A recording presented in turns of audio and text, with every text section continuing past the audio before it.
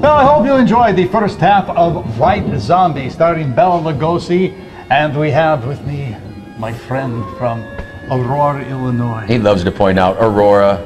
I love the name Aurora. Aurora. Yeah, no, it sounds spring fresh, like there should be a woman with some big cumbersome thing running across a field or something. I was kind of thinking naked.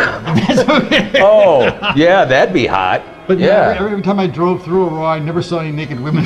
Well, you were driving. Well, no, because they're all at the coven. Yeah, you know, they're in the coven. They're at the dungeon. All right, now you brought it up. Okay. His favorite topic. I brought it up. I brought it up. I like how I always bring it up. Well, isn't that why you have a coven, so you can bring it up? Oh, they're there to bring it up. I did, you know. All right. All right. Be here all week. Enjoy the meatloaf. Speaking about meatloaf.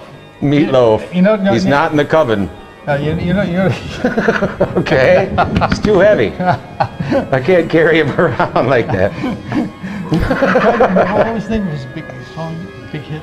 Oh, you know, Bat Out of Hell was the album. But it was, I don't know. Baseball, going to first base, second base. Yeah, it makes me sick every time I hear it. They all sing it at the at these mortal establishments and whatnot. Anyway, we'll try it's that song. Yeah, it'll come to us. Couple of things. Zombies in here. I want to point out. You know, we were looking at the zombies in here. These folks are kind of mindless mortals that just are like enslaved. They're just a little, yeah.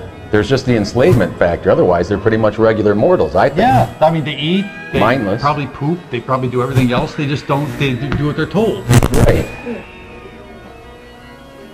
What somebody's microphone is interfering with something else.